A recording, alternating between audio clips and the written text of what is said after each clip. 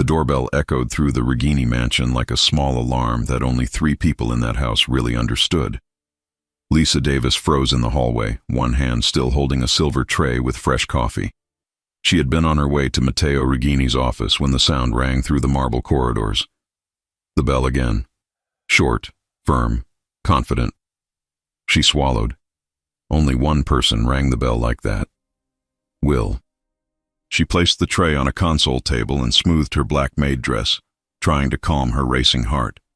The mansion was quiet at that hour. Guards outside, staff already in their quarters, the city far away beyond the iron gates. It felt like the entire house leaned forward to see who was at the door. From the second-floor railing, Matteo Regini watched her. He had not meant to. He had been on the phone with a contact, standing near the balcony that overlooked the foyer, when he heard the bell. Then he saw Lisa, moving toward the door with that nervous little hesitation she never had with anyone else. And just like that, his focus slipped. The call, the numbers, the strategy, all of it faded behind a sharper thought. Who the hell is at my door at this hour for her? Lisa inhaled slowly and walked toward the heavy front door. Her palms were sweating. She wiped them quickly on the sides of her dress, silently begging herself to act normal. It was just dinner. Just dinner with a friend. Just dinner with the Capo of the Regini family. Nothing about that is normal, Lisa. She opened the door. Will Carter stood on the front step, hands in his coat pockets, dark suit perfectly fitted, hair slightly messy in that effortless way that made people trust him a little too fast. He gave her a crooked smile that always tried to look casual and never quite managed it. "Hey," he said softly. "You ready?" Her stomach did a full flip. "Will," she whispered, glancing over her shoulder without even realizing she was doing it. You actually came to the door?" "Well, yeah," he chuckled. "Kind of the idea when you pick someone up for dinner." The word dinner made her chest tighten. It was supposed to be nothing more than that. A distraction. A night outside of the mansion, where she was not the maid, not the girl carrying trays and checking security cameras and schedules. Just Lisa. But there was a problem. A tall, dangerous, dark-eyed problem watching them from above. From the balcony, Matteo's jaw locked. Will, at his door, asking his maid if she was ready. He did not like the sound of that. He did not like the sight of it. He did not like anything about the way Lisa's shoulders tensed and her cheeks warmed under Will's gaze. Matteo had run the Regini empire for years. He had negotiated with men who threatened his business, controlled entire blocks of the city, and kept rival families at a distance just by walking into a room. There was very little in this world that rattled him. But seeing Will at his door for Lisa, that did something to him that he did not have a name for. He stepped away from the balcony before either of them could see him, fingers curling into fists. He should not care. She was his maid. His right hand in the house. Efficient. Quiet. Always on time. She managed his appointments, coordinated staff, made sure his life inside those walls did not collapse into chaos. She was not his. Not officially. Not in any way that anyone could point it on paper. But she felt like his. Downstairs, Lisa shifted her weight from one foot to the other. "Are you sure this is a good idea?" she asked, her voice low. Will tilted his head slightly. "You can still say no, you know. I'm not forcing you to go anywhere." He paused, eyes softening. "You said you wanted a night outside, a normal dinner. Just you and me. If you changed your mind, I'll walk away." She had said that. She had said it on one of those nights when the mansion felt too big and too silent. When Matteo had locked himself in his office and she had stayed outside his door, watching the lights underneath it, wondering what it would be like to belong to him in a way that hurt. She had told Will things she had never told anyone, not all of it, not the dangerous part, not the part that burned every time she looked at her boss, but enough. Enough for Will to see through her and still decide to care. "I didn't change my mind," she said. I don't want to cause trouble." "For who?" he asked. "For you or for him?" Her eyes flicked to the marble floor. "Both." She gave a quick nod instead. Let me just tell him I'm leaving. Will's smile faded a little. You really think he doesn't already know everything that happens under this roof? He asked. Of course he did. Matteo Regini knew every car that passed the gates, every delivery, every staff schedule, every step of every guard. If Will was on the property, Matteo knew. And still, Will had come. Lisa felt someone watching her, even though she could not see him.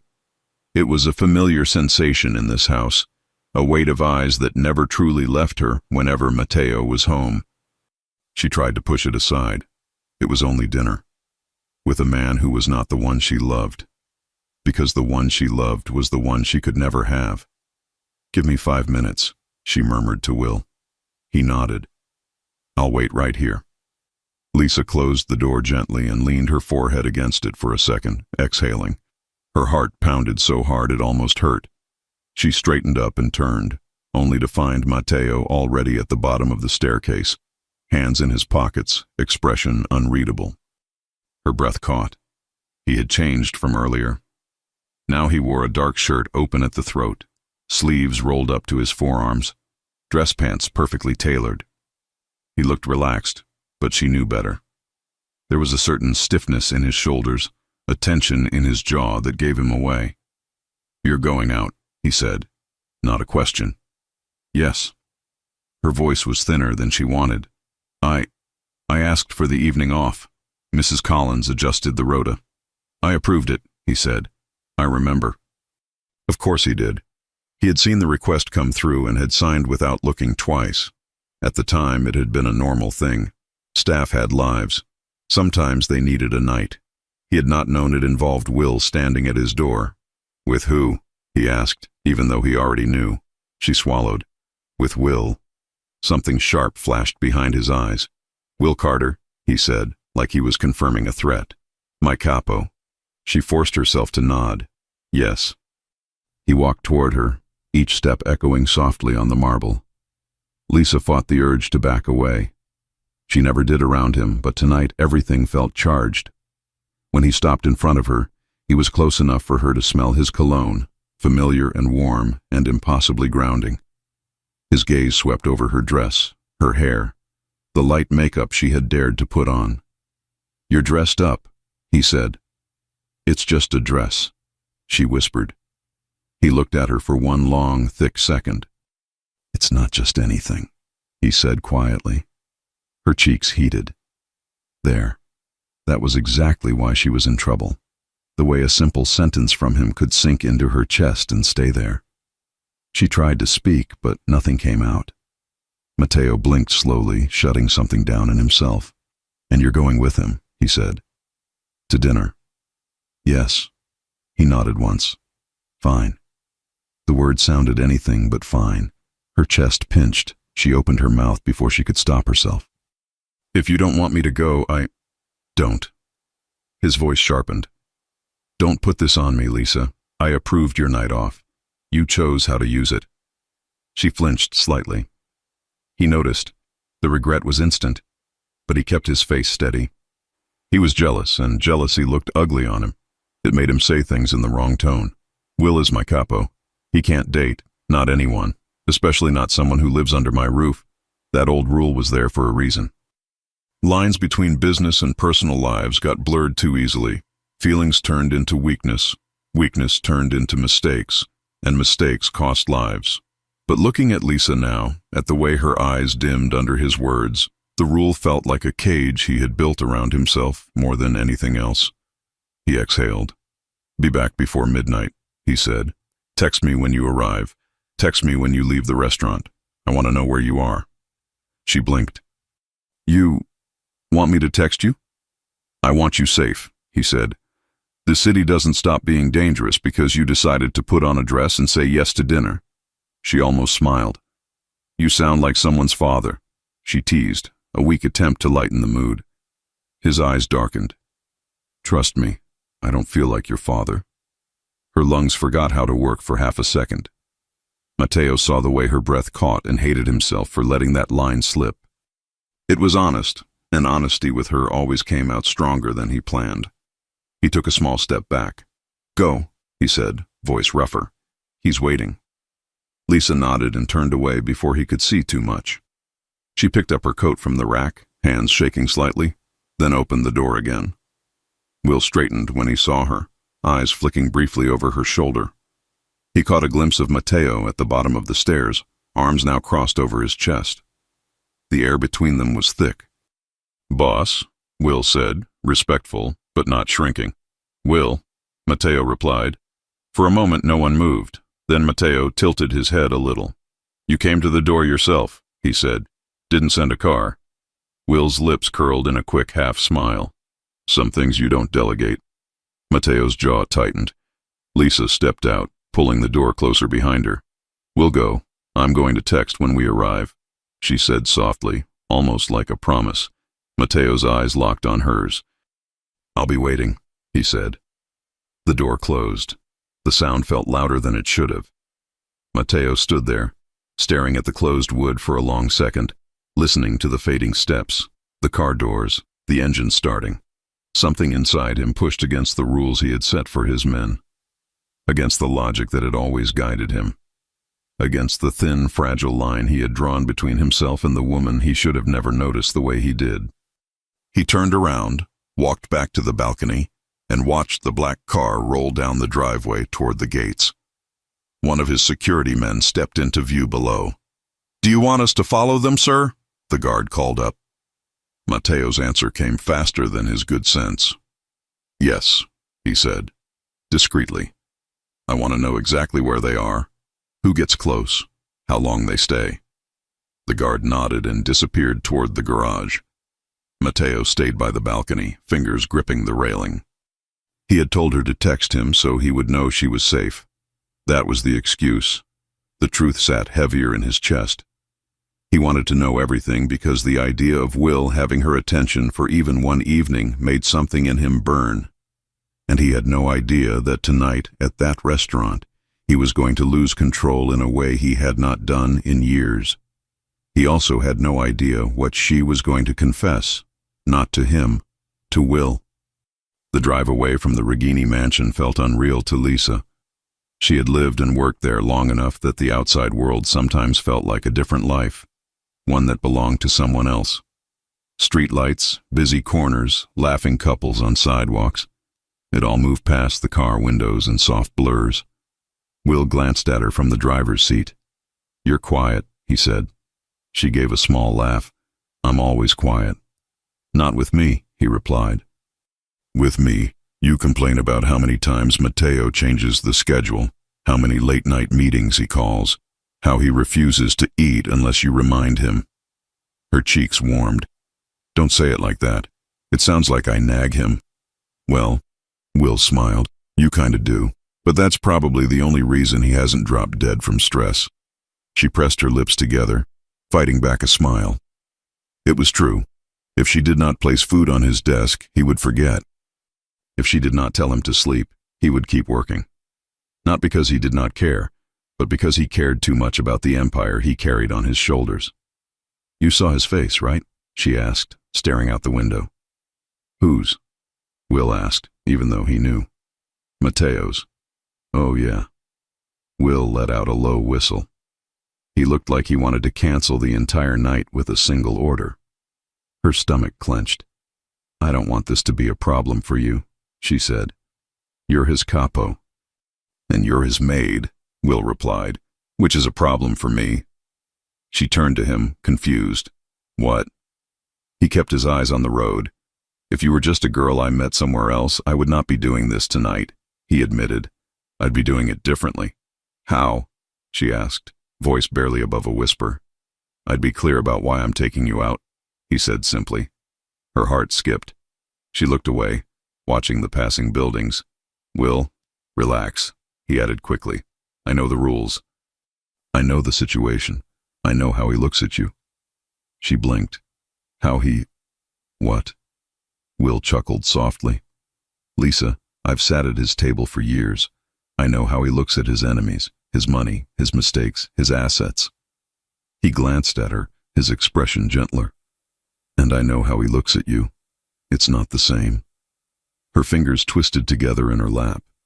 She knew there was something different in the way Matteo watched her. She felt it every time his gaze lingered, every time he softened his voice only for her, every time he used her first name when he usually stuck to last names. But she had convinced herself it was only in her head. A fantasy that a maid invented to survive long nights in a house that did not belong to her. "You're wrong," she said quietly. "He looks at me like I'm useful, like part of his staff, someone who makes his life easier." "And that bothers you?" Will asked. She laughed without humor. "What bothers me is that it doesn't bother me enough," she said. "I should be grateful. This job saved me. This house gave me security, and instead I walk around wanting something I'm never going to have." There it was, a crack in the calm she always kept in front of everyone. Will looked at her again, studying her profile. "You're in love with him," he said. No drama, no teasing, just truth. Her chest tightened. She could have denied it. She could have laughed it off, called it a silly crush, a childish fantasy. Instead, her eyes filled with tears she did not want. "I don't know what I am," she whispered. "I just know that my heart beats faster when he walks into a room. I know I'm more scared of disappointing him than anyone else. I know I stay up late checking if his office light is still on, even on nights when I'm off. That has to mean something." Will's hands tightened on the steering wheel. "Does he know?" he asked. "No," she said quickly. "And he can't. Ever." "Maybe he should," Will replied. "You deserve to be seen." She shook her head. "You don't understand. I'm not the kind of woman he dates. You've seen them. Elegant, perfect, untouchable. They arrive in designer cars and leave before breakfast. I'm the one who cleans the glasses after they go." His jaw clenched. He hated that image. "Maybe he needs someone real instead of all that," Will said. "Maybe that's exactly what he needs, and he's too stupid to see it." She smiled sadly. "I don't want you to talk about him like that," she said. He huffed a quiet laugh. "Figures. You defend him even when I'm trying to defend you." Silence settled in the car for a few moments. The city lights washed over them, softer now as he turned toward a quieter district where the restaurant was. Will spoke again, voice cautious this time. "Listen," he said, "if all this is about him, why did you say yes to dinner with me?" The question sat between them, heavy but gentle. Lisa took a breath. "Because I needed to remember I exist outside of him," she said. "Because I wanted to know what it feels like to sit at a table and have someone look at me like a woman, not like staff. Because you make me laugh when the house is too serious. And because—" She stopped. He waited. "Because I trust you," she finished. "More than I should." Will's chest warmed and ached at the same time. "Then I won't hurt that trust," he said quietly. "No matter what happens tonight." She turned to him again. "That's why I told you yes," she added. "Because I knew you'd understand." He nodded once, eyes forward again. He did understand. Too well. He parked outside the restaurant a few minutes later in front of warm lights and a discreet entrance that promised privacy. Lisa pulled her phone out of her purse. "I should text him," she said. "Of course you should," Will agreed without hesitation. "If he wants you safe, he gets updates. I'd do the same if you worked for me." She sent a quick message. "We arrived at the restaurant. Everything's fine." She waited. The reply came faster than she expected. "Send me the name of the place. And enjoy your dinner, Lisa." It was simple, polite, almost distant, but she could see the control behind every word. She typed the name and hit send. Inside the Regini mansion, Matteo stared at the screen of his phone for a few seconds after the notification appeared. He read the name of the restaurant, passed it to his men without a word, and stood up. "Sir?" one of his guards asked. "You want us to handle this?" He slid his phone into his pocket. "No," he said. "I'll handle it myself." He picked up his jacket from the back of the chair, shrugged it on, and walked out with that quiet, lethal calm that made everyone move out of his way. He told himself he was going to confirm with his own eyes that the place was secure. He told himself he was going to watch from a distance and then leave. He believed none of it. In the restaurant, Lisa and Will were led to a small table near a window. The lighting was soft, the noise level low enough that they could talk without raising their voices. She looked around, almost nervous. "This is too fancy for me," she murmured. "You work in a mansion," Will pointed out. "I think you'll survive white tablecloths." She laughed, feeling some of the weight lifting from her shoulders. They ordered food, and slowly she began to relax. He told her stories about ridiculous mistakes new soldiers made. She told him about the time Matteo tried to cook his own dinner and almost set off the smoke detectors. "For a man who controls half the city, he's really bad with a stove," she said, laughing. Will grinned. "I wish I had seen that." "He was so angry at the pan," she added, wiping a tear of laughter from the corner of her eye. "Like the pan betrayed him. I had to make pasta while he stood there pretending he hadn't almost burned the kitchen." Will watched her, the way she lit up when she talked about Matteo, even through jokes, the way her eyes softened and sparkled. He knew then that tonight was going to change something. He just did not know how. Outside, a black car pulled up across the street from the restaurant. Matteo Regini got out, adjusted his jacket, and looked through the glass windows. There she was, laughing, with his Capo. Something inside him snapped a little. He did not storm in, not yet. He stood there for a while, watching, trying to convince himself this was fine. It was just dinner. Will was loyal. Lisa was free to live her life. But when he saw Will lean forward, when he saw Lisa lower her gaze, nervous and vulnerable, his patience thinned. He walked toward the entrance. Tonight, he promised himself he would stay calm. He had no idea how badly he was going to fail.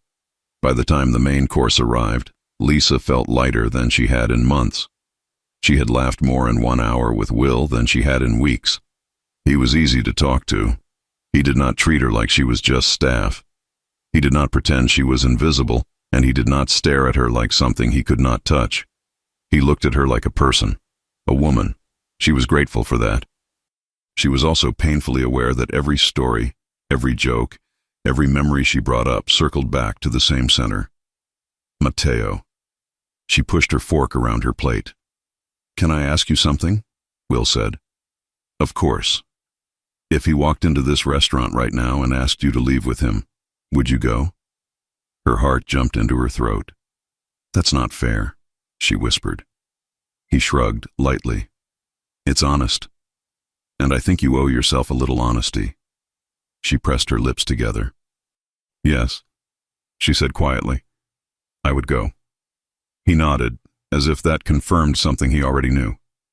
"And if I asked you the same thing?" He added. "If I said I wanted this to be a real date, that I wanted a chance with you, what would you say?" She stared at him, eyes stinging. "Will, I'm not asking to put pressure," he said. "I just need you to know that if your heart was free, I'd fight for it. I'd ask you to let me be the man who makes you laugh, who drives you crazy, who you text when it's 2 in the morning and you can't sleep."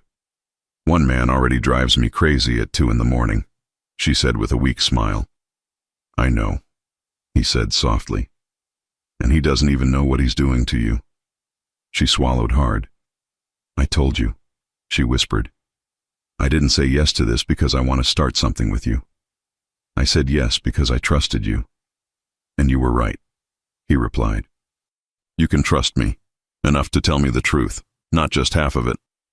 She looked at him, feeling stripped, but in a strangely safe way. He did not want to break her open just to see the pieces. He wanted to help her put them in order. "The truth is," she started. She stopped, fingers gripping the napkin on her lap. He waited. "The truth is that I'm in love with a man who doesn't see me," she said, the words finally spilling out. "I wake up thinking about him. I go to sleep thinking about him. I know what time he'll leave his office. I know how he likes his coffee. I know when he's stressed just by the way he opens a door. And he has no idea what that does to me." Will's chest tightened. "Say his name," he said gently. "At least for yourself." Her eyes filled with tears. "Matteo," she whispered. I'm in love with Matteo Regini, and I hate it. A tear slipped down her cheek. She wiped it away quickly, embarrassed. Will exhaled slowly, then gave a small, sad smile. I already knew, he said, but thank you for trusting me enough to say it. She laughed shakily. I'm sorry. This isn't exactly a fun dinner. Hey. He leaned in a little. You didn't invite me into a fantasy. You invited me into your reality. I can handle that. She sniffled, nodding. I thought maybe if I went out with someone else, my heart would calm down, she admitted. I thought maybe I'd look across the table and see something other than him in my head. And? He asked. She looked at him honestly. And you're wonderful, she said. Any woman would be lucky to have you. But my heart is stupid. It keeps going back to the wrong place. He smiled, even though it hurt. At least your taste in men isn't completely terrible, he said. He's a good man. Annoying, overprotective, controlling, but good. She laughed again, wiping her cheeks. I thought you'd be angry, she said. What, because I like you? He asked. You being honest with me doesn't make me angry. It makes me respect you more. Most people lie to themselves for years. She relaxed, the tension easing out of her chest. I don't know what to do, she whispered. You don't need to decide anything tonight, he said. Let me be the friend who took you out for dinner. Let me make sure you eat dessert. And if you ever decide to tell him, I'll stand back. She frowned. And if he never feels the same? She asked. Then he's the idiot, not you, Will said. She smiled, but it was fragile. Promise me something, she said. Whatever happens, don't let this ruin what you have with him. He trusts you. He trusts us, Will corrected. He trusts you more than you think. She shook her head, but he did not argue. He knew what he knew. He also knew they were not alone. Because from across the restaurant, near the entrance, a man had just walked in wearing a dark suit and a storm on his face. Matteo. He glanced around once quickly, then his eyes landed on their table, on Lisa, on Will. On the way, Will leaned in, close enough to catch every word. On the way, Lisa's eyes were red like she had been crying. Something inside him went very, very quiet. Then it exploded. He walked toward their table with controlled steps. The kind of measured pace that made his men nervous. The room seemed to shift around him, conversations dropping to a hush as people recognized his presence even if they did not know his name. Lisa's gaze drifted toward the entrance, out of habit more than intention. Her breath stopped. Will, she whispered. He turned. Ah, he said under his breath. That answers the question of what he'd do if he walked in. Matteo stopped at their table. For a second, no one moved. Good evening, he said, voice low and calm in a way that felt dangerous. Boss, Will said, standing up out of respect. Didn't expect to see you here. Matteo's eyes flicked to him, then locked on Lisa. You said you were going to text me when you left, he said. We haven't left yet, she stammered. Clearly, he replied. Her fingers trembled around the napkin. Is everything okay? She asked. No, he said simply. Nothing about this is okay. Will's jaw tightened slightly. With all due respect, boss, he started. Lisa has the night off. We're just having dinner. Nothing illegal. Nothing dangerous. Matteo turned his gaze to him fully now. You're my capo, he said. You're not supposed to be just having dinner with my staff, especially with someone who lives under my roof. The words came out sharper than he intended. People at nearby tables started to watch. Will lifted his chin. There's no line being crossed here, he said. Matteo's laugh was short and humorless. Oh, there's a line, he said. You're just pretending not to see it. Lisa stood abruptly, heart racing. Stop, she said softly. Please, people are staring. Let's talk outside. No, Matteo said. We're going to be very clear right here. His voice was still low, but the intensity in it cut through the buzz of the restaurant. A few waiters froze mid-step. A couple at the next table pretended not to listen and failed. Lisa felt heat rush to her face. Matteo, she whispered. He looked at her, and for the first time that night, The jealousy slipped completely free. You came to my door, he said to Will. You rang my bell. You stood there like you had the right to take her out. My Capo, taking my maid to dinner. The words my maid hung in the air, heavy and possessive. Will's eyes narrowed. With all due respect, he repeated quietly, she doesn't belong to you. The table might as well have disappeared. The restaurant shrank to the three of them. Matteo took a step closer. You work for me, he said. Every move you make reflects on me. You don't start relationships. You don't mix business and personal life. That has always been the rule. So this is about the rules? Will asked. Yes, Matteo snapped. No, Lisa whispered. They both turned toward her. She was shaking, but not from fear, from something sharper. This isn't just about the rules, she said. You're angry because he picked me up. Because I said yes to dinner. Because you didn't approve of the idea of me sitting at a table with someone who wasn't you. The room went quiet around them. Matteo stared at her. Lisa, he said slowly, you have no idea why I'm angry. Then say it, she replied, eyes shining.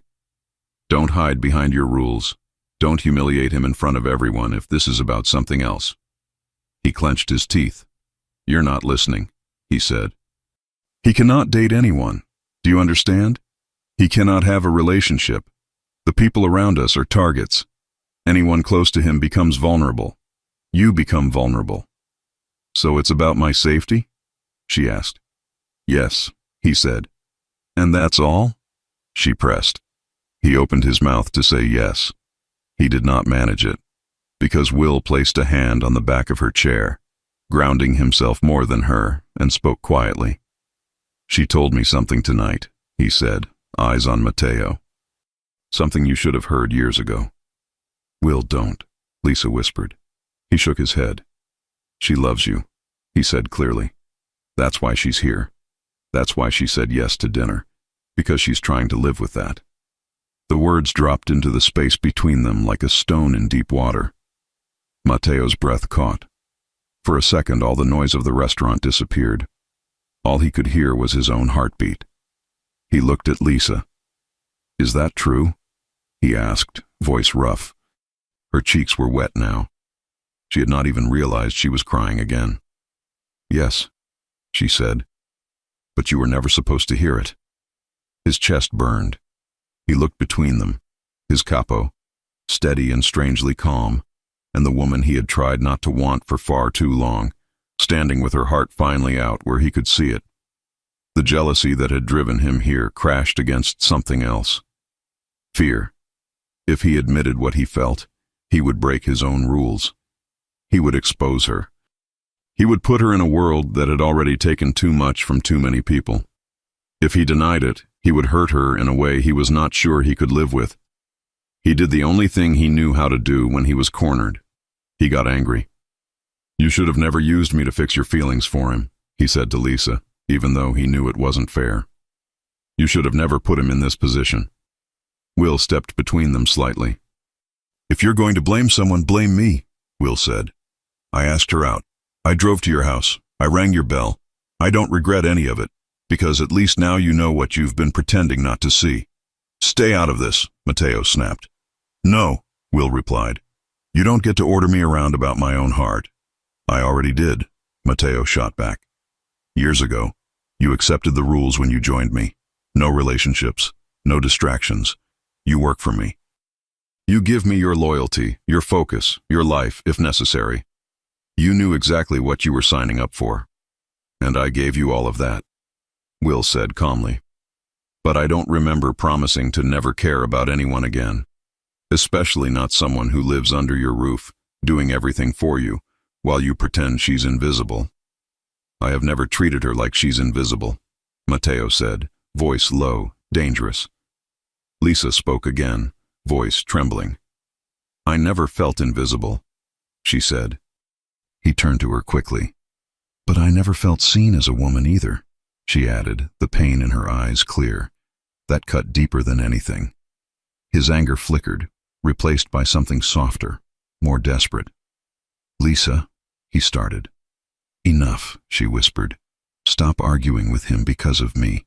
Stop using him as a shield. If you want me to leave with you, say it. If you don't, let me finish my dinner in peace." Silence wrapped around them again. Matteo stared at her. The choice was right there. Leave. Let her go. Protect her from his world, even if it meant watching her heart twist itself around a man she thought did not want it, or step forward. Finally, his hands curled at his sides. He opened his mouth. The restaurant door opened. A group of new guests walked in, laughing loudly, breaking the moment. A waiter approached nervously, asking if everything was all right, if they needed anything. Matteo stepped back. "We're done here," he said, voice tight. "Will, you're leaving. Alone. You're coming back to the mansion. We're going to talk." Will looked at Lisa. "And her?" he asked. Matteo's jaw worked. "She's coming with me," he said. Lisa's breath caught. "How?" she whispered. "As what, Matteo? Your maid? Your responsibility? Or something else?" He looked at her like the question physically hurt him. "We'll talk," he said. "Not here, not with everyone listening. You're not staying in this restaurant one more second." He reached for her hand without thinking. She let him take it, even though her heart was shaking. As he led her toward the door, the entire room watched. Not the Mafia boss, not the Capo. Just a man dragging his jealousy out into the open. The scandal had started. The answers had not. The car was too quiet. Lisa sat in the passenger seat, her hands folded tightly in her lap, her heart still struggling to catch up with everything that had just happened. Her napkin from the restaurant was still clenched between her fingers, crumpled and useless. The city lights slid past her window in streaks. She knew the streets around the Regini mansion. She knew the route to the restaurant. She knew the roads that led back home. This was not that route. She glanced at the dashboard. Matteo's profile was hard, focused on the road. His jaw flexed. His hands gripped the steering wheel, the leather pressed under his fingers. She noticed the turn. "Matteo," she said softly, "this isn't the way back to the mansion." "I know," he said. Her throat went dry. "Where are you taking me?" she asked. He did not look at her. "Somewhere we can talk without an audience." The word audience sat heavy. The restaurant, the eyes, the way the entire room had gone silent while he argued with his capo over her. Her cheeks warmed again at the memory. Lisa turned forward, watching the road. He drove out of the busiest streets, away from the crowded center, toward a quieter part of the city. Less traffic, fewer people, taller buildings with dark windows. "You didn't need to drag me out of there," she said after a while, her voice low. "We could have finished dinner and left like normal people." "We are not normal people," he replied. "Then we could have talked outside," she insisted. "I didn't want that scene. I didn't want Will in the middle." "He put himself in the middle," Matteo said. "He defended me," she said. His fingers tightened on the wheel. "I never said I was angry about that," he muttered. "I am angry about everything else." She closed her eyes for a moment. "You humiliated him in front of everyone," she said quietly. "Yes," he agreed. "You humiliated me," she added. His chest felt tight. He did not apologize. Not yet. The word sat somewhere behind his teeth, trapped under all the things he had not said for years. He took a sharp right into an underground parking garage. The security gate opened with a beep. No guard stepped out. No one checked his ID. It was automatic, controlled. A place that already knew him. Lisa frowned, looking around. She had never been here before. He parked in a private space near an elevator. There were no other cars on that level. The concrete walls were clean. The lights were bright but soft, not harsh. He turned off the engine. For a moment, he did not move. Neither did she. The world outside the car was silent. Lisa swallowed. "Are you going to say anything?" she asked quietly. He unbuckled his seatbelt and turned his head toward her, finally meeting her gaze. "Get out of the car," he said. Come upstairs with me. Her heart skipped. Upstairs where? She asked. Somewhere you can look me in the eye without everyone watching, he said. I owe you that. He opened his door and stepped out before she could answer. Lisa stared at his empty seat, at the hollow space where his body had been, at the steering wheel still slightly warm from his hands.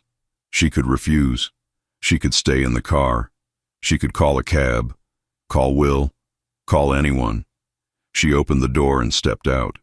The elevator doors slid open when Matteo tapped a code on the panel.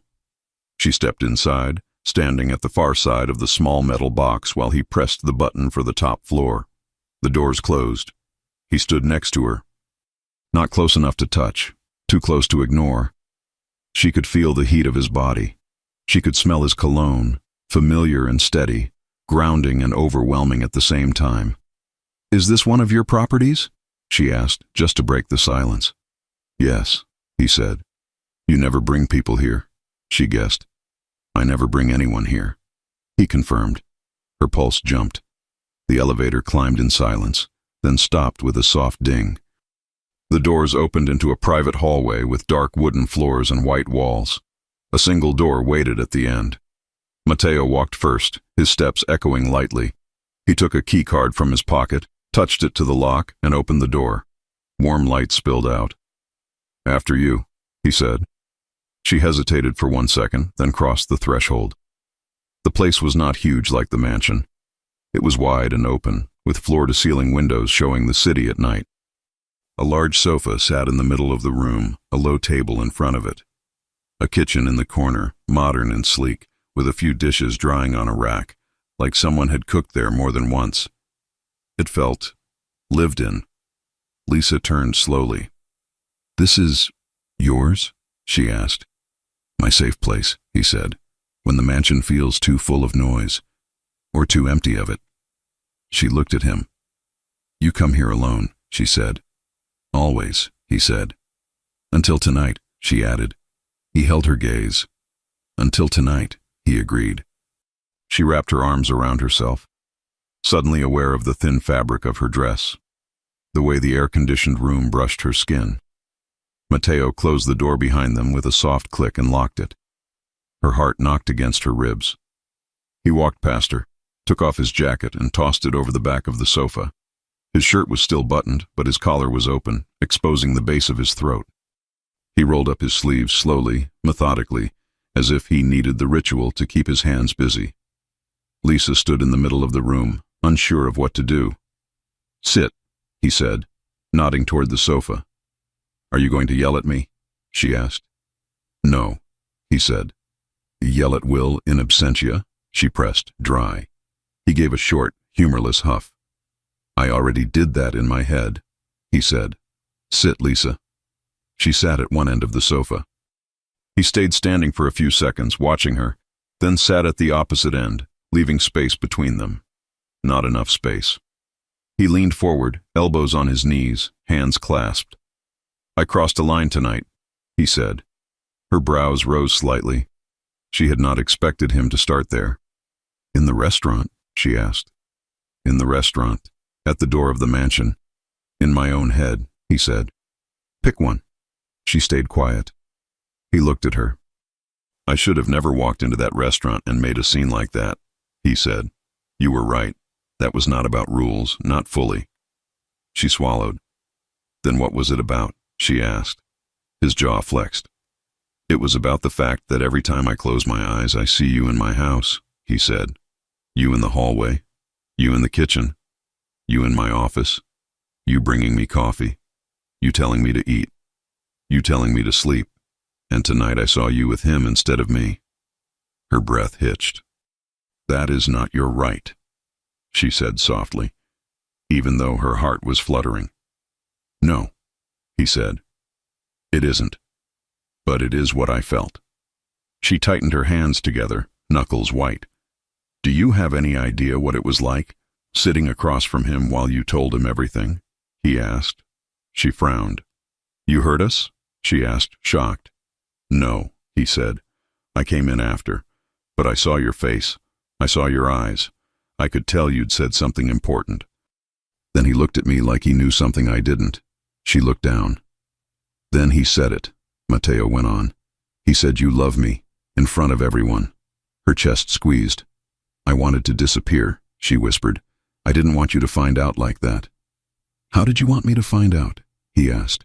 "You planned to keep it inside you until when? Until you could not breathe anymore?" "Yes," she said simply. "It was safer." "Safer for who?" he asked. "For you? For me? For him?" "For everyone," she replied. He inhaled slowly. "Look at me," he said. She forced her eyes up. His gaze was sharp and dark and more open than she had ever seen. "Is it true?" he asked. What he said. She could have lied. She could have laughed, called it a misunderstanding, said she had been confused, emotional, dramatic. She did not. "Yes," she whispered, "I'm in love with you." The words felt heavier than in the restaurant. Here, there were no strangers watching, no waiters pretending not to hear. Here, it was just him and her and the truth. He closed his eyes for a moment, his head dropping slightly. "Since when?" he asked quietly. She swallowed. "I don't know," she said. "It wasn't one moment. It was a lot of little things. The way you treat your people. The way you carry the weight of everything and still remember if I had lunch. The way you talk to me when you're tired. The way you never call me staff in front of anyone. The way you say my name." Her voice shook. "It got worse the day you came back with that cut on your eyebrow and still tried to say it was nothing," she went on. "I went to my room and cried like an idiot. That was when I realized it was serious." He opened his eyes again. "You never said anything," he murmured. "What would I even say?" she asked, her hands lifting helplessly. "Hi, boss. The maid is in love with you? I like watching you sign contracts and drink coffee. I like the way you loosen your tie when you're tired." The corner of his mouth twitched, but the weight in his eyes did not fade. "I'm not a woman you date," she added, voice breaking. "I clean your house. I bring your food. I answer your calls. I stand outside your office and make sure no one bothers you. That's my place." "The hell it is," he said quietly. She blinked. He leaned back against the sofa, running a hand over his face. "You think I don't see you," he said. "You think I only see the uniform, the schedule, the tasks. You think I see you as one more name on the payroll." She stayed silent. "You are wrong," he said. Her heart thumped hard. "Then how do you see me?" she asked. He looked at her like the question hurt him. "Too much," he said. "More than I should. More than I ever planned to." Her chest tightened. "Then why didn't you say anything?" she asked, almost angry now. "Why did you let me walk around that house feeling like a fool, watching other women come and go while I learned how you take your coffee and how many hours you sleep?" He stared at her, his eyes dark. "Because every time I started to let myself feel it, I remembered what happens when people like me start relationships," he said. She frowned. "You keep talking about that," she said. "About rules, about danger. About Capo's not being allowed to date. You made that rule. Why?" He looked away, toward the windows, the city stretching outside like a map of mistakes. "Because I watched a man I respected lose everything when he thought love made him untouchable," he said. She listened. "He was Capo before Will," Matteo continued. "He had a woman. She was kind. She was outside the life. He thought he could keep her out of it. He kept her in a nice place, away from our business, away from our enemies. He thought that was enough." Lisa's stomach tightened. "It wasn't," Matteo said. "Someone found out. They grabbed her to get to him, to get to us. He fell apart. He made bad decisions. People died. In the end, she died too. And he never came back from that. He was a ghost after that day, a breathing ghost." His voice was flat, but his hands were clenched. "I was younger," he went on. "I watched it. I watched what love did to him. I watched what losing her did to him. I promised myself I would never let my men get into that position again. I told them relationships were too dangerous, that they couldn't afford that kind of weakness near us." She swallowed. "So you banned your Capo from dating," she said softly. because of him. Yes, he said. And you banned yourself, she added. He gave a hollow little smile. I didn't ban myself, he said. I just never let anyone get close enough to test the rule. Her eyes stung. Until me, she whispered. He looked at her again. Until you, he said. Silence filled the room. She stood up abruptly, unable to sit still anymore. She walked a few steps toward the windows, pressing her fingers against her arms. So all of this is fear, she said. You're not angry because I went to dinner with him. You're terrified that if you love someone, you'll lose them. That if your Capo loves someone, he'll fall apart if something happens. Yes, he admitted. I am terrified. I know what enemies do when they smell a weak spot. You are a weak spot. Her chest hurt. Then why did you keep me so close? She asked, turning to face him. If I'm a weak spot, why did you let me into your house? Your routines? Your life? He stared at her, throat working. Because I didn't know how to live without that, he said. Without you, there. The words hit her like a wave. You're the first face I see when I walk into the house, he said. You're the last voice I hear before I go to bed. When I'm on a call and I look up, you're there checking the time, making sure I don't skip dinner. When something goes wrong, your name is the one that shows on my phone. I built that into my days without even noticing. Her eyes filled. And then one night, he continued, I looked over the balcony and saw you walking toward the door, fixing your dress, nervous because my Capo was waiting outside. And it felt like someone had taken something from me that I never had the courage to claim. Her breath shook. You don't get to be angry about that, she whispered. You don't get to be angry about something you never claimed. I know, he said. I know I don't have that right, but I am angry anyway. Not at you, not at him, at myself. She stood there, chest heaving, watching him. So what now? She asked. You brought me here. You heard the truth. You told me half of yours. Are you going to send me back to the mansion and act like tonight didn't happen? He stood up. No, he said. He walked toward her slowly, each step careful, as if he was approaching something fragile and explosive at the same time. I can't promise you the kind of life other men can, he said. I can't promise you there will never be danger. I can't promise you I won't be overprotective or controlling. I know who I am. I know who you are too, she said. I can't promise you I won't mess this up sometimes, he added. But I can promise you I am done pretending I don't feel what I feel.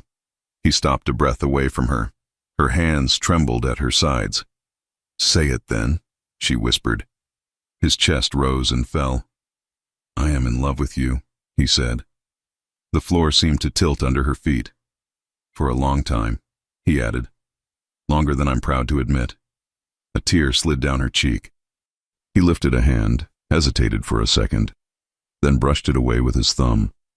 His touch was gentle, careful, like he was afraid of hurting her. I have been in love with you while telling myself I was only protecting an employee, he said. I watched you walk through that house and told myself you were part of the structure, staff, logistics. And then I dreamt about you. I imagined what your voice would sound like if it wasn't calling me sir. Her lips parted. You think I didn't notice when you started wearing your hair differently? He asked. You think I didn't see when you wore that blue dress for the staff party and tried to hide behind a tray? Her breath shook. You looked incredible, he said. I spent the whole night trying not to look at you and failing. A tiny broken sound left her throat. All this time, she whispered. You said nothing. I thought I was keeping you safe, he said. Do you really think I'm safer loving you alone than loving you with you knowing? She asked. He swallowed. I don't know, he said. I only know that watching you with Will tonight felt worse than any threat I've ever handled. She searched his face.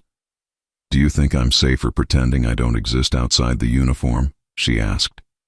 No, he said. She took a breath, feeling like she was stepping off a ledge. Then stop pretending, she said.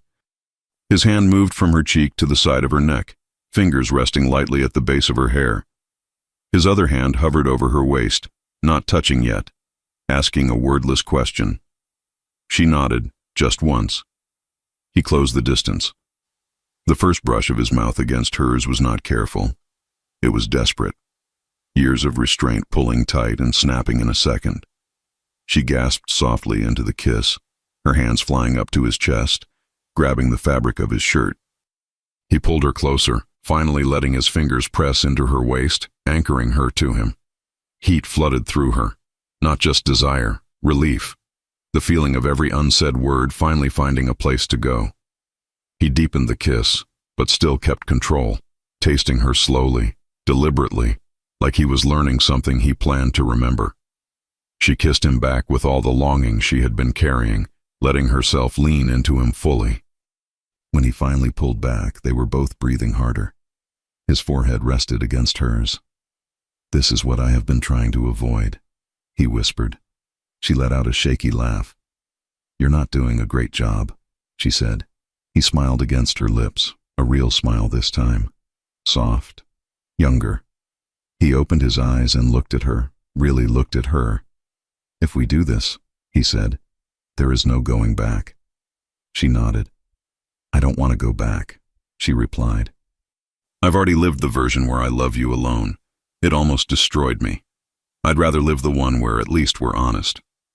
He cupped her face with both hands now, thumbs tracing her skin. "I can't promise I'll be good at this," he said. "You're good at everything when you decide," she answered, her voice unsteady. "You're good at everything when you decide. You just never decided us." His eyes softened. "I'm deciding now," he said. He kissed her again, slower this time. A promise instead of a storm.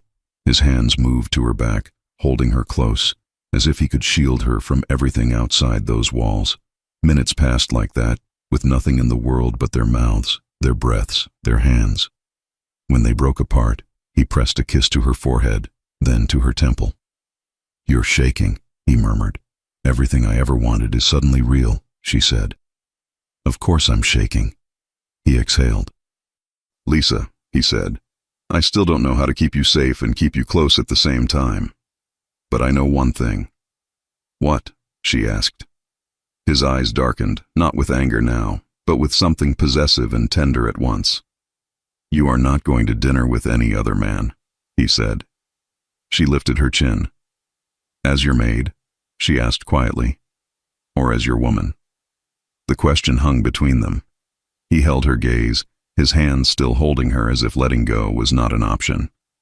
For the first time in his life, the boss who always had an answer found himself silent, not because he did not know what he wanted to say, but because he knew once he said it, nothing in his world would be the same.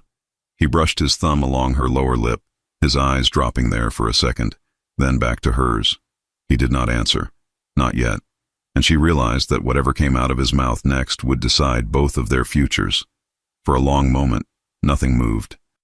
Lisa stood in the middle of the apartment, Mateo's hands on her face, his thumbs still resting near her lips. Her question floated between them like a weight. "As your maid, or as your woman?" He did not answer. His jaw tensed, his eyes searched hers, full of things he had never said. Then something shifted inside him, like a door closing. "Sit," he said softly. "It's late."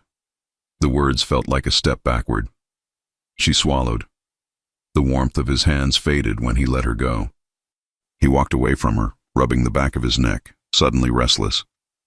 "I shouldn't have kissed you like that when I was this angry," he muttered. "I don't want you to think it came from rage." "It didn't," she said. He knew that. She knew that. But the question remained hanging in the air. He did not touch it. "I'll drive you back to the mansion," he said. "We'll talk again when my head isn't on fire." Her chest tightened at the way he phrased it, again, like he was already planning another conversation, another chance. Still, the lack of answer sank in. She nodded. The drive back was quiet. No more yelling, no more restaurant, no more public scandal. Just the two of them in a dark car, the city slipping by, their shoulders close but not touching. At the gates of the mansion, the guards opened without a word. Mateo parked at the front entrance and killed the engine. For a moment he stayed still. "Lisa," he said without looking at her. Yes. I meant what I said, he murmured. All of it. Her heart kicked once. Then say the rest, she whispered. He turned his head, finally facing her. She could see the war in his eyes.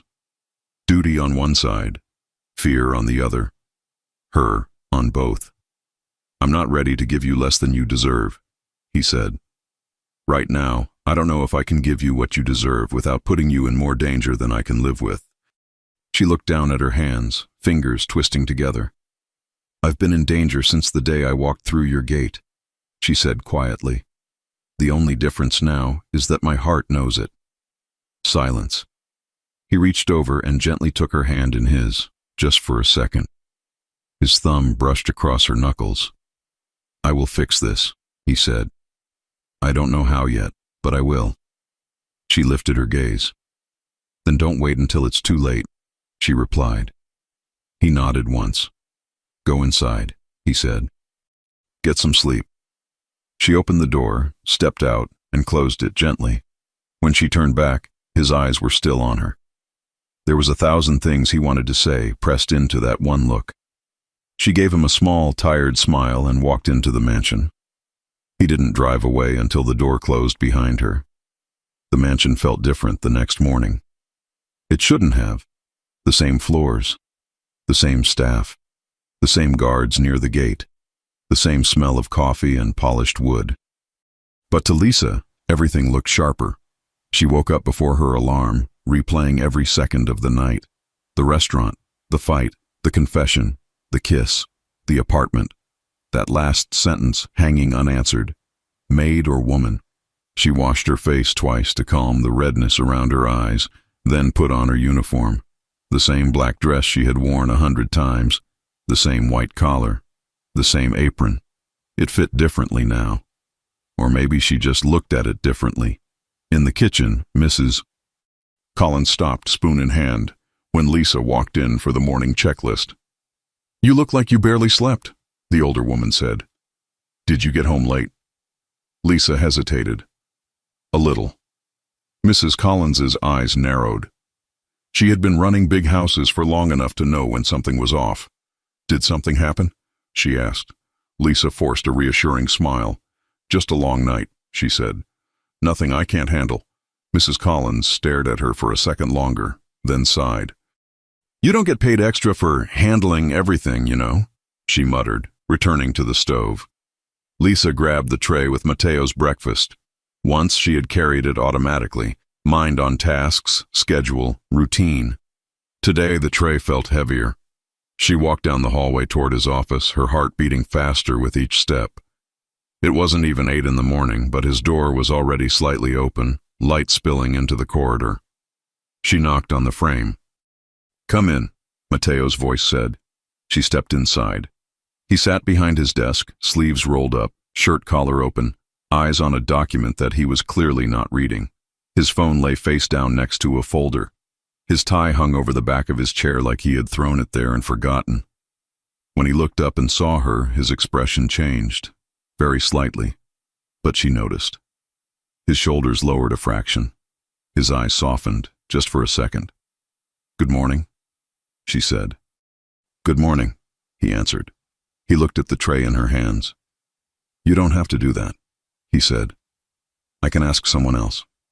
For some reason, that stung. I always bring your breakfast, she said, placing the tray on the edge of his desk. It's part of my job. He watched her carefully. Last night we talked about not pretending, he said. I don't want you to wake up and act like nothing happened. That would be easier, she murmured. Maybe, he replied. For you? For both of us, she said. He stood up slowly, coming around the desk. He didn't come too close, but closer than a boss should stand to his maid. Is that what you want? He asked. She stared at his shirt buttons. I want you to stop asking questions you're not ready to answer, she said quietly. His jaw tightened. I told you I'm in love with you, he said. That wasn't a question. And then I asked if I was your maid or your woman, she replied, finally lifting her eyes to his. That wasn't a question either. It was a choice. He exhaled through his nose, frustration, and desire and fear all mixed together. "You're asking me to put a label on something in the span of a few hours," he said. "Something I've been fighting for years." "I'm asking you not to leave me in the middle," she said. His hand moved, almost like it had a will of its own. He brushed a strand of hair away from her face and tucked it behind her ear. It was too intimate for a man who hadn't decided what to call her yet. "You're not in the middle," he said softly. "Not for me." "Then where am I?" she whispered. He didn't answer. Instead, he did something that surprised both of them. He leaned down and pressed a quick kiss to her forehead, gentle, warm, quiet. It was the kind of gesture that didn't belong to a boss and employee. "I have a meeting in 15 minutes, he said, stepping back. "You should eat something too. You look pale." She swallowed the lump in her throat. "I always look pale," she said. "Not like this," he replied. She turned away before he could see how close she was to crying. "I'll be in the hallway if you need anything," she said. "I always need something," he murmured. "That's the problem." She walked out, closing the door softly behind her. The next few days felt like living in a house with a live wire running through the walls. Nothing exploded, but everything hummed. Mateo and Lisa fell into a new rhythm without talking about it. He stopped pretending she was just part of the background. He called her by her first name more often. He asked how she was sleeping. He stayed in the kitchen with her while she reheated his late dinners, leaning against the counter, eyes on her instead of his phone. Some things didn't change. He still worked late. He still spoke in low, serious tones on phone calls. He still sat in long meetings with his men, discussing territories and alliances. But now, he noticed other things. He noticed when she changed her earrings. He noticed when she wore a slightly different shade of lipstick. He noticed when she rubbed her neck at the end of a long day. He noticed everything. Lisa noticed too. She noticed the way his hand brushed her lower back when he passed behind her in the kitchen, a simple, steady touch that said, "I see you without words." She noticed that he never raised his voice to her, even when he was tired and stressed. She noticed that he seemed to breathe easier when she was in the same room. There were almost moments everywhere, almost kisses in the hallway when they stepped too close, almost hugs at the bottom of the staircase when she brought him his forgotten phone, almost confessions at midnight when she caught him staring at her with an expression he quickly buried. And still he didn't say the word. Woman. He did not call her that. Not yet. Will came back to the mansion 2 days after the restaurant incident. He walked through the front doors with a neutral expression and a bruise forming near his jaw that had nothing to do with a fight. It looked like someone had been clenching their teeth near him for a little too long. Lisa spotted him from the upper hallway as he spoke with one of the guards near the entrance. Her chest tightened with a rush of guilt and relief. She had not seen him since Mateo pulled her out of the restaurant. She took a breath and walked down the stairs. "Will," she called softly. He looked up. A slow, crooked smile tugged at his mouth. "So you're alive," he said. "That's good. I wasn't sure if he locked you in a tower after dragging you out of there." She let out a nervous laugh. "He doesn't have a tower," she said. "You know what I mean," he replied. He walked toward her, hands in his pockets. "How are you?" he asked. "I don't know," she said honestly. "Fair answer," he said. "He's been interesting these last 2 days." She frowned. "Interesting how?" "On a scale of 1 to I'm going to kill my capo for breathing near the wrong people," Will said. "We hit some new numbers." She winced. "I'm sorry," she murmured. "Don't apologize," he said. "I poked the bear on purpose." She looked at him, worried. "Did he treat you badly because of me?" she asked. Will shook his head. "No," he said. "He treated me badly because of him. Big difference. And he didn't cross any lines he can't come back from. I know how he works. I knew what I was doing when I pushed that button." She lowered her eyes. "I told him everything," she whispered. "About you. About how I feel. About the rest." "I heard," Will said dryly. "I was there when I turned your love life into a table topic." She groaned softly, covering her face with one hand. I wanted to disappear, she said. You handled it, he said. Better than both of us, to be honest. She dropped her hand. What about you? She asked. You wanted this to be a date. I basically used you to say goodbye to something that never started. He smiled, but it was softer now. I didn't want it to be a pity date, he said. I wanted it to be real. But I also knew, somewhere in that thick head of mine, that your heart was already full. I just hoped there might be a corner. Her eyes filled with guilt. Will, relax, he said calmly. I'm not broken. I'm not going to drink myself to death on your account. I've seen worse. I've survived worse. She exhaled. Is there anything I can do to make it less weird? She asked. He thought for a second. Yeah, he said.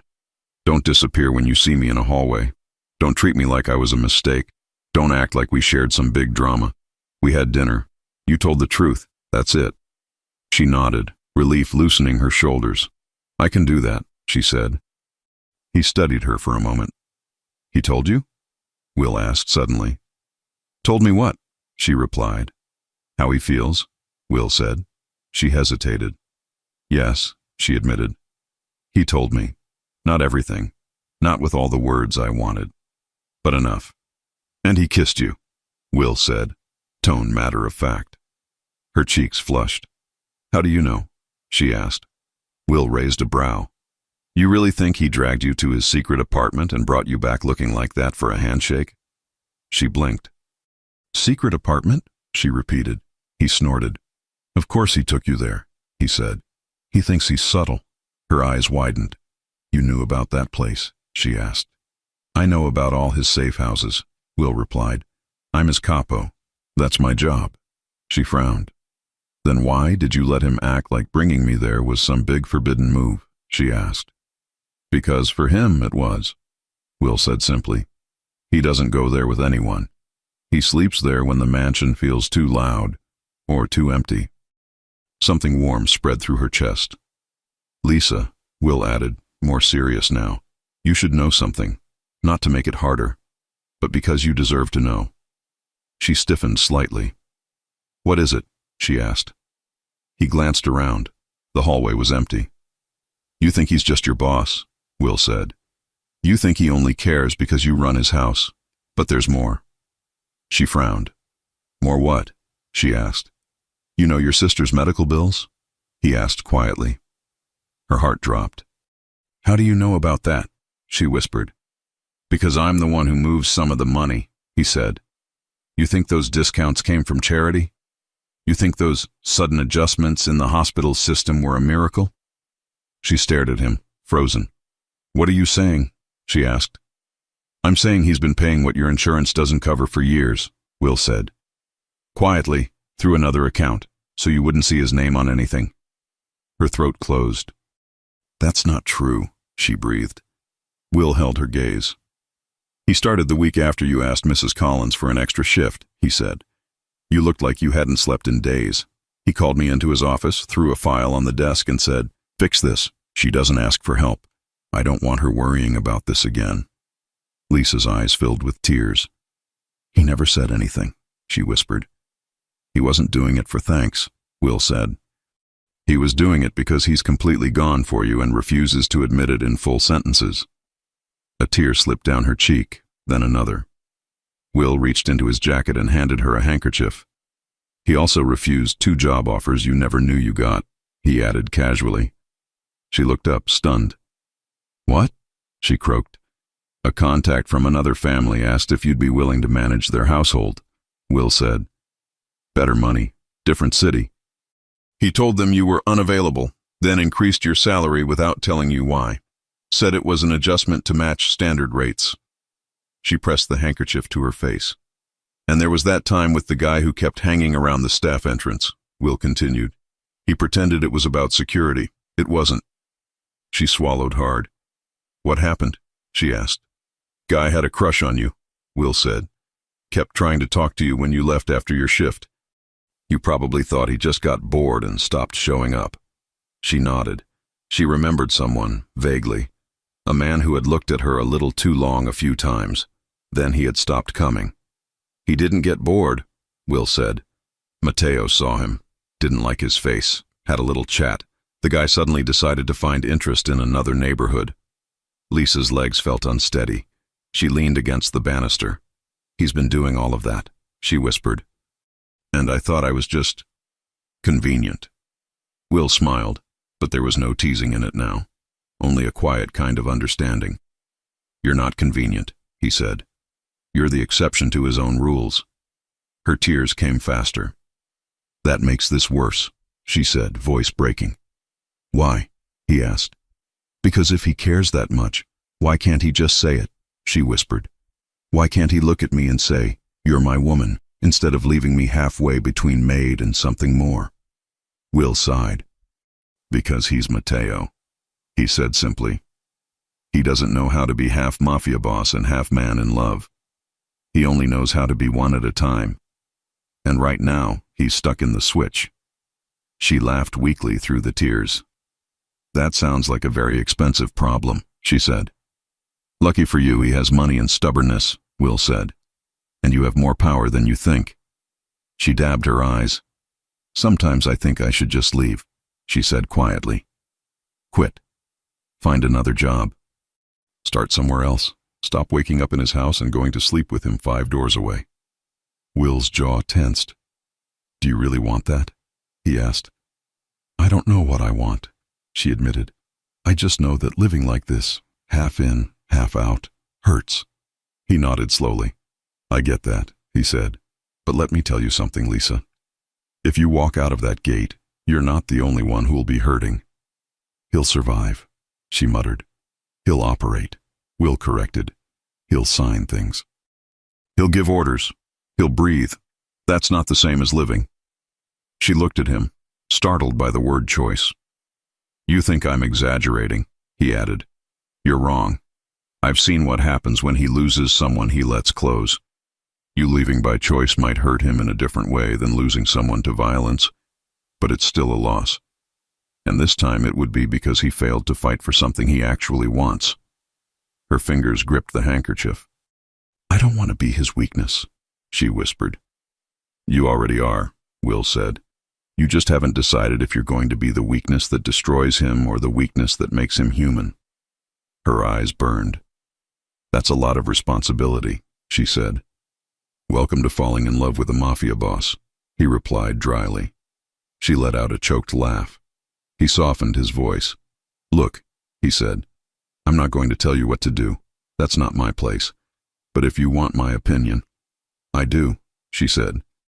Give him a little time, Will said. Not years. He had years already. I mean days, weeks. Let him figure out how to say what he's been showing. If he still leaves you hanging in the middle after that, then yeah, leave. And I'll help you pack.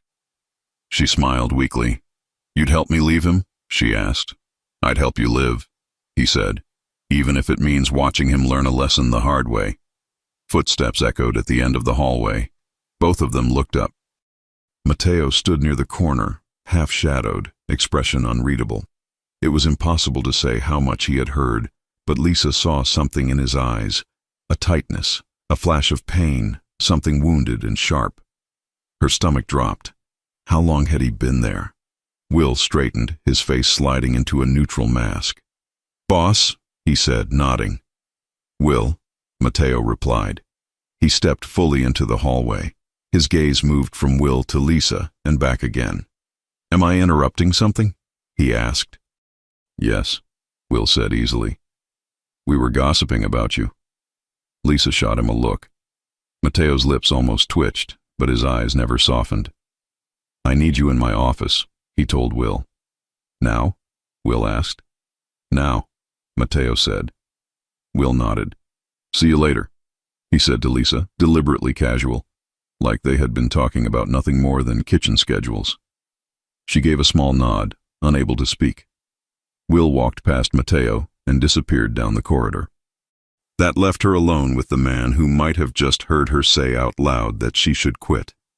He didn't move for a second. Then he took a few slow steps toward her. You're thinking about leaving, he said quietly. It wasn't a question. Her heart pounded. "Were you listening?" she asked. "Long enough," he said.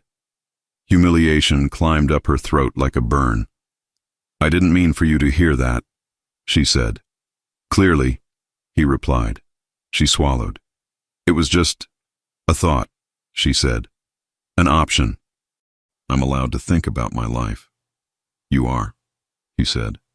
"You're allowed to do whatever you want." He came to a stop in front of her, closer than the safe distance he usually tried to keep. "But you're not allowed to walk out of my house without looking me in the eye and telling me you're going," he added. "I won't find out through someone else that you quit. Do you understand me?" Her eyes stung again. "That's what bothers you?" she whispered. "How you'd find out?" "No," he said. "What bothers me is that you're willing to throw away everything we've been through instead of making me finish what I started." She stared at him, breath thin. "What did you start?" she asked.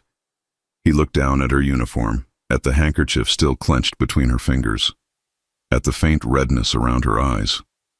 "You told him you don't know if you can live half in, half out," he said. "You're right. You can't, and I can't either." Her heartbeat hammered against her ribs. "Then decide," she said. He exhaled slowly, like a man at the edge of a decision that would change everything. "Come to my office tonight," he said. "After dinner, when the staff is in their quarters and the house is quiet." Her throat tightened. "Why?" she asked. "Because I'm done letting you guess," he replied. "I'll give you an answer. One you can live with or walk away from." She nodded slowly. "What if I can't handle the answer?" she asked. He held her gaze, his eyes dark and steady. "Then we'll both find out how much it hurts," he said. He turned and walked away, leaving her alone in the hallway, heart racing, mind spinning. Behind her, the big windows at the end of the corridor showed the city outside, wide and open and full of exits. In front of her at the far end of the hallway, his office door waited. For the first time since she entered that house, Lisa Davis realized she stood at a crossroads. Stay and hear him say the words that could finally put a name on everything between them, or get out before he had the chance. Tonight, there would be no middle ground. The clock on the mansion wall ticked louder than usual. Lisa stood in her room, hands pressed to the smooth fabric of her dress. She had changed out of her uniform. She couldn't go to Mateo's office still dressed as the maid he claimed she wasn't just anymore. But she didn't dare dress like a woman meeting the man she loved either. So she chose something simple. Soft blue, knee-length, sleeves brushing her elbows. Something safe. Something halfway. Halfway, she told herself, was always where she lived with him. After tonight, she wouldn't, one way or another. She checked the time again. 9:57 p.m., 3 minutes before she was supposed to go to his office. Her legs felt too light. Her heart felt too heavy. She could still leave. Walk down the back stairs, through the garden, out the staff gate. She could be halfway down the block before anyone noticed. But she stayed, because running from him would hurt worse than hearing anything he had to say. She stepped out into the hallway. The mansion was quiet, guards outside, kitchen cleaned, staff in their quarters. A hush fell over everything after 10 p.m., but tonight it felt like the walls were holding their breath. When she reached the double doors of his office, she hesitated. She raised her hand, lowered it, raised it again. The doors opened on their own. Mateo stood inside. He wore no jacket. Just a charcoal shirt, sleeves rolled up, the top 2 buttons undone. His tie was draped over a chair, forgotten. His hair was slightly undone in the way it got when he ran his fingers through it too many times. He had been waiting and worrying. He said nothing for a moment as he looked at her, slowly from her face to her dress, back to her eyes. Like he was memorizing her before he even started speaking. Then, "Come in," he said, voice low. She stepped in. The doors closed behind her with a heavy click. Suddenly she was aware of every inch of the room. The soft lamp on the corner table, the faint smell of leather and his cologne, the whiskey glass untouched on the desk.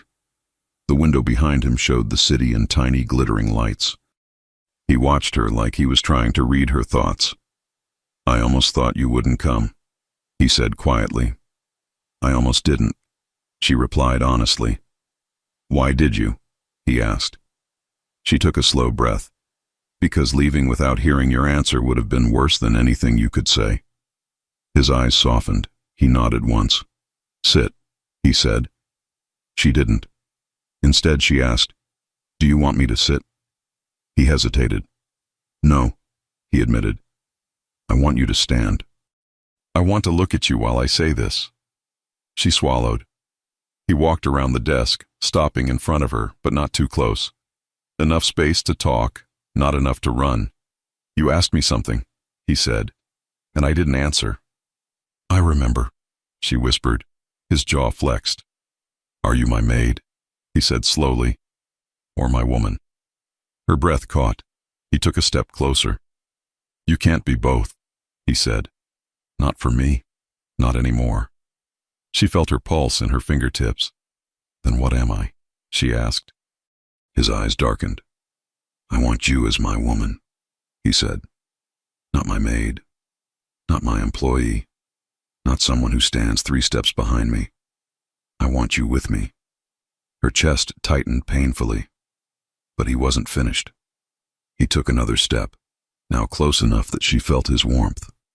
I didn't say it earlier because I was afraid, he said. Afraid of losing you like I lost others. Afraid of dragging you into my world and watching it break you. Afraid that loving you would destroy the parts of you I need intact. She blinked hard to stop the tears. But I am more afraid of losing you because I didn't say anything. He continued. I am more afraid of waking up one day and realizing you left because I spent years making you feel invisible. She shook her head. I never felt invisible. You did, he said.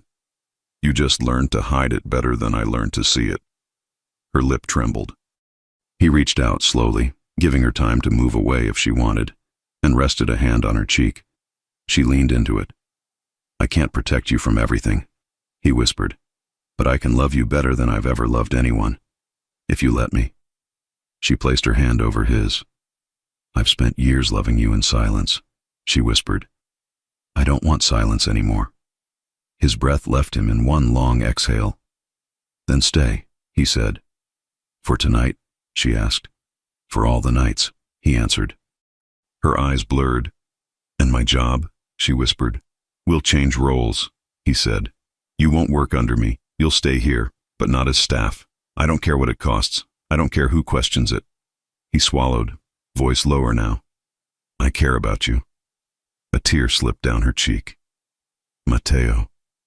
He brushed the tear away slowly. There's something else, he said. You need to know this part. Her breath tightened. He walked to his desk, opened a drawer, and pulled out a small black folder. He returned to her, offering it without touching her hands. What is it? She asked. Proof, he said simply, of everything I've been doing without telling you. She opened it. Bills, transfers, security assessments, reports, hospital statements for her sister, adjusted staff salaries, notations in his handwriting, short direct orders. Take care of this. She doesn't need to know. Fix the insurance gap. Increase security around the staff entrance. Reject the offer. She's not leaving this house. She hasn't eaten today. Remind her quietly. Her vision blurred. She closed the folder, clutching it to her chest. You did all of this behind my back? She whispered. He ran a hand through his hair, tension tightening his shoulders. Yes, he said. Because I didn't want you to think you owed me anything. Because loving you quietly was the only way I knew how. She took a shaky step toward him. And now? She asked. He looked at her, completely unguarded. Now, he said, I want to love you out loud. Her heart broke open. She stepped into him, closing the last inch of space. He inhaled sharply when she touched his chest, her fingers trembling as they curled into his shirt. Say it again, she whispered. He lifted her chin gently with his fingers. You're my woman, he murmured. If you want to be. Her eyes fluttered shut, tears falling freely now. I want to be, she whispered. He didn't kiss her right away. He held her face in both hands, thumbs brushing her cheeks, as if giving her one last chance to stop him. She didn't. She rose onto her toes. He met her halfway. The kiss was slow, nothing like the desperate one in the apartment. This one had certainty, intention, a promise. His hands slid to her waist, her fingers tangled in his shirt. He pulled her closer until their bodies aligned, until she melted into him like she had been meant to fit there. He kissed her like he had been starving for years. She kissed him like she had finally come home. When they pulled apart, breathless, foreheads touching, he whispered against her lips, "I'm not letting you go." "Good," she whispered back. "I wasn't planning to leave." He smiled, small, real, only for her. He stepped back, just enough to reach into his back pocket. When his hand returned, there was a small silver key in it. "What's that?" she asked softly. "A key to my private apartment," he said. "The one no one goes to, the one only you have ever been inside." Her breath caught. "Why are you giving it to me?" she whispered. "Because you're not halfway anymore," he said. "You're with me." He placed the key in her hand and closed her fingers around it. "And whatever happens next," he added quietly, "we handle together." She held the key tightly. Her future had just changed shape. No more silence, no more halfway, no more guessing. She had chosen him, and he had chosen her back. A knock sounded on the office door. Mateo's expression tightened. Lisa turned just as Will stepped inside without waiting to be invited. He paused when he saw them standing close, her chest rising against Mateo's, the key in her hand. "Well," Will said slowly, lifting a brow, "I guess this means we're redefining workplace boundaries." Mateo muttered something under his breath. Lisa flushed, heart racing. Will's expression shifted to something more serious. "I came to warn you," he said to Mateo. "We have a situation." Mateo's hand instinctively closed around Lisa's. "What happened?" Mateo asked. Will looked at them both. "You two need to hear this together," he said. For one terrifying second, the world froze. Lisa's fingers tightened around the small silver key Mateo had just placed in her hand. His palm still rested on the curve of her waist, steady, protective, newly certain. Will stood at the office door, eyebrows raised, expression caught somewhere between amused and concerned. Mateo didn't move. Neither did Lisa. Only her heart did, beating hard enough to echo in her ears. Will broke the silence first.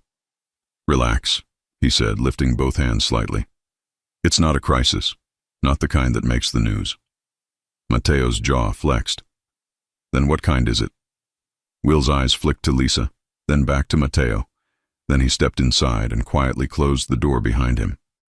Whatever he was about to say, he didn't want the hallway hearing. "It's about the staff," Will said simply. Lisa blinked. "The staff?" Mateo's hand slid from her waist to her lower back, not pushing her away, but anchoring her there, at his side. "What about them?" he asked. Will hesitated a moment, choosing his words.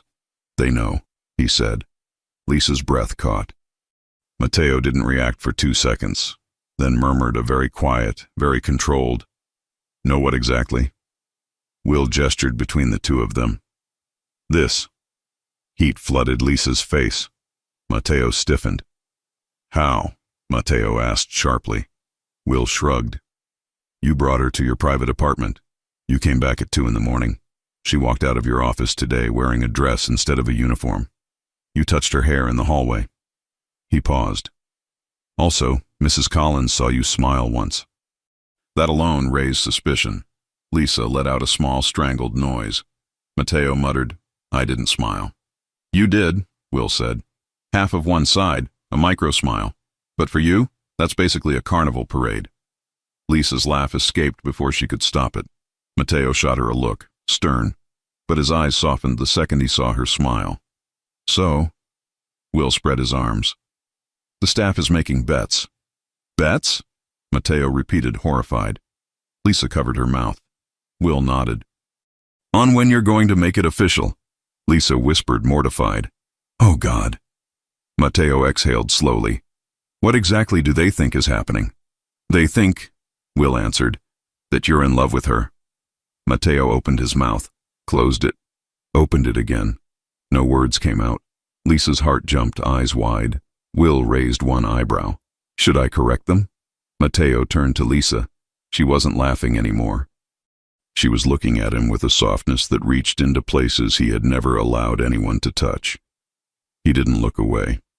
No, Matteo said quietly, answering Will without breaking her gaze. Don't correct them. Will smiled just a little. Good. Saves me the trouble. Lisa's cheeks warmed, her pulse fluttering. The moment felt fragile and enormous at the same time. But that's not why I came, Will added, stepping closer with a more serious tone. I thought you two should know before the rumors hit your office doors tomorrow. And? Matteo prompted. Will leaned against the edge of a chair. And the staff is happy for her, he said simply. For both of you. There's no resentment, no jealousy. They actually like this. Lisa blinked fast. They like this? She asked in disbelief. Will nodded. You're good to them. You're fair. You work harder than anyone. They want you happy. And everyone sees how he looks at you, so it's not exactly shocking. Matteo's eyes slid sideways to Lisa again. Her lips curved, shy and warm, and something tightened in his throat. Will pushed off the chair. That said, I'm going to bed. I'm exhausted from emotionally supporting both of you for a week. He opened the door halfway, then glanced back. But for what it's worth, I think you two finally stopped lying to yourselves. Matteo glared, but his ears were slightly pink. Lisa ducked her head, smiling. Will winked and stepped out, closing the door behind him. It was quiet again, but a different quiet now. Soft, charged, intimate. Matteo turned to Lisa fully, standing close enough that she felt his breath. He reached out and gently took her hands, pulling her toward him until her chest brushed his. Her fingers slid up his arms instinctively, resting on the warm fabric of his sleeves. You heard him, Matteo murmured. The house knows. Her voice was barely a whisper. Are you worried? He cupped her jaw, his thumb tracing a slow line along her cheek. No, he murmured, because for the first time, I'm not hiding you. Her breath stopped. Lisa, he continued, voice lower now. If you stay with me, truly stay, this won't be secret. Not in this house, not in my world. Everyone will know who you are to me. Her chest squeezed. And who am I to you? She asked softly. He didn't hesitate this time. You're the woman I love, he said, his voice steady, intimate, deep. Not my maid, not my employee, my woman. Her eyes filled instantly. He brushed her tears with his thumbs, leaning closer. And I want you beside me, he added. Not behind me, not in the shadows. Beside me. She let out a shaky exhale. I never thought I'd hear you say that, she whispered. I should have said it years ago, he murmured back. Her fingers curled into his shirt. Then say it again, she whispered. His forehead touched hers. I love you. Her hands trembled against him. I love you too, she said, voice breaking with relief and joy and disbelief. He kissed her. Not like the desperate kiss in the apartment, not like the hungry kiss in his office. This one was slow and warm and deep, full of gratitude, promise, and a love finally spoken aloud. His hand slipped around her waist, pulling her close. Her fingers slid up his neck, threading through the back of his hair. His lips brushed hers again and again, tasting every piece of the years they had lost. When they finally stopped to breathe, he rested his forehead against hers again, whispering, I want to show you something. She blinked. What? He took her hand, firm, certain, and led her through the office door, down the hall, and toward a staircase she rarely used. Matteo, where are we going? She asked breathlessly. To make sure you understand this, he said. All of this, my house, my world, my life, you're not on the outside anymore. He opened a door at the top of the stairs. The rooftop terrace. She had never been up here. The city stretched around them, lights twinkling like a sea of stars scattered across the skyline. The night air was cool, brushing against her skin. The space was beautiful, wide tiles, iron railings, quiet plants in stone pots, lanterns glowing softly. She stepped out, stunned. "Matteo, this is beautiful." "It's my favorite place," he said. "I come here to think, to breathe." She turned to look at him. "And you brought me here?" "I'm bringing you everywhere now," he said simply. She swallowed hard. He walked toward her, stopping behind her at the railing. He wrapped his arms around her waist, pulling her against him, chin resting lightly on her shoulder. The city wind lifted her hair. His warmth surrounded her. For the first time, everything felt right. Natural, inevitable. "Lisa," he murmured near her ear, voice soft and raw. "This life is complicated, but loving you, that part is easy." She closed her eyes, letting herself melt into him. "I don't want easy," she whispered. "I want you." He tightened his arms around her, a quiet exhale escaping him, half relief, half something deeper. "Then you have me," he said. "Not in pieces, not in silence, all of me." She turned in his arms, her hands sliding up his chest. He kissed her again, slow, warm, unhurried, and the world below them faded into nothing. After a long moment, she broke the kiss and whispered against his lips, "So what happens now?" He smiled slightly, brushing a finger under her chin. "Now," he said, "we stop living halfway." Her heart fluttered. "And tomorrow?" she asked. "Tomorrow," he murmured, "everyone will know you're mine." She laughed softly, breathless. "And what will they say?" "They'll say," he pulled her close again, lips near her ear, "that Matteo Regini finally got one thing right." She smiled into his shoulder, warm, safe, loved. Below them, the city glowed. Above them, the sky stretched wide and open. Between them, the last walls had fallen. Lisa Davis was no longer the maid of the mansion.